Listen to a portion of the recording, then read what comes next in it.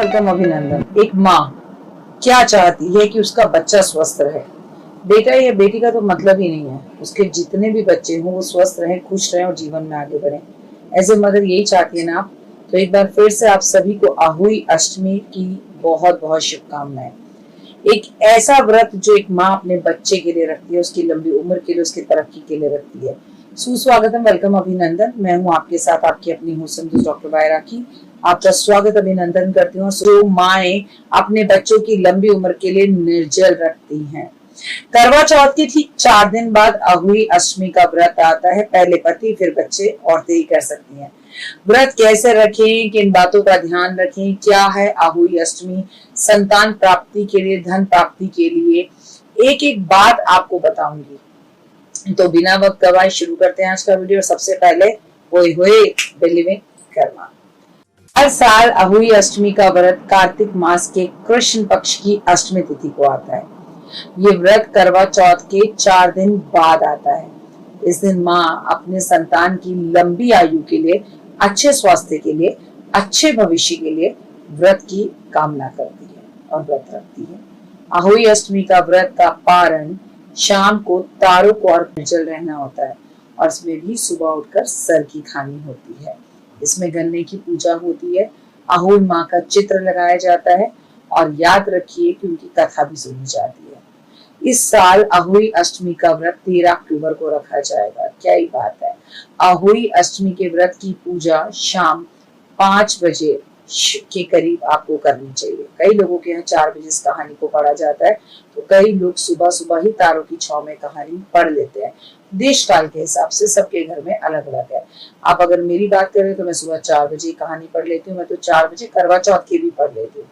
आही अष्टमी की पूजा की अगर बात की जाए तो इस दिन स्नान आदि कर सुबह जल्दी उठकर साफ सुथरे कपड़े पहन पहले आहुई माता का चित्र लगाएं। दीवार के 8 कोणों वाली पुतली बनाई जाती है, लेकिन अब बाजार में इसमें स्याऊ माता भी होती है अपने बच्चों के साथ, लेकिन अब इसकी जरूरत नहीं है क्योंकि आहुई का कैलेंडर बाजार में आसानी से मिलता है।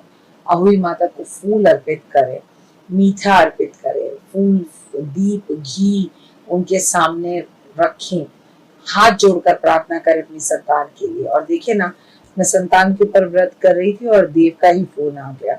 बच्चों का बच्चों से कैसा कनेक्शन होता है, ये कितनी अच्छी एक अगर आप देखें तो ये कितना अच्छा वाइब्रेशन है, कितनी अच्छी उसकी और मेरी केमिस्ट्री है। इस दिन पूरी, हलवा, खीर, गुलगुले जरूर मीठे और उसके बाद उनसे आशीर्वाद लेते हैं। नहीं है तो आप माता रानी को मंदिर में जाकर दे सकते हैं। आहुई अष्टमी पर क्या काम ना करें। मान्यताओं के अनुसार इस दिन व्रत के दौरान कुछ विशेष सावधानियां रखनी चाहिए। इसमें क्या, सभी व्रतों में रखनी चाहिए। इस दिन आपको मिट्टी से जुड़े कार्य, नुकीली वस्तुओं का इस्तेमाल नहीं करना चाहिए, कपड़े नहीं धोने चाहिए, तारों को अर्घ देनी चाहिए, स्टील के लोटे का प्रयोग नहीं करना चाहिए, मिट्टी के लोटे से ही अर्घ देनी चाहिए क्योंकि लोटा तो हम जो कलश है वो सुबह ही भर के रख देते हैं। गन्ने की पूजा कर संतान की धन की प्राप्ति के लिए चमत्कारी उपाय करें। माता को लाल पुष्प अर्पण करें और अपने बच्चों की दीर्घ आयु के लिए, लंबी आयु के लिए कामना करें।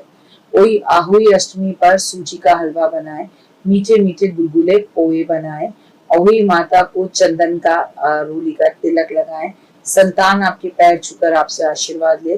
गणपति जी की पूजा जरूर करें, उन्हें बेलपत्र अर्पण करें, पीपल के पेड़ के नीचे दीपक जरूर जलाएं, उसकी परिक्रमा करें। माता पार्वती और शिव को इस दिन हलवे का भोग जरूर लगाना चाहिए। दूध से उन्हें स्नान कराना चाहिए, अपने बड़ों का आशीर्वाद लेना चाहिए और आपको इस दिन शिवलिंग के पास 5 दिन पूजा करने से महादेव का आशीर्वाद मिलता है। ऐसा करने से आपकी पूजा में विशेष लाभ होता है। अगर आहुई अष्टमी का व्रत आप रख रहे हैं तो आपको शुद्ध रहकर इस व्रत को रखना है।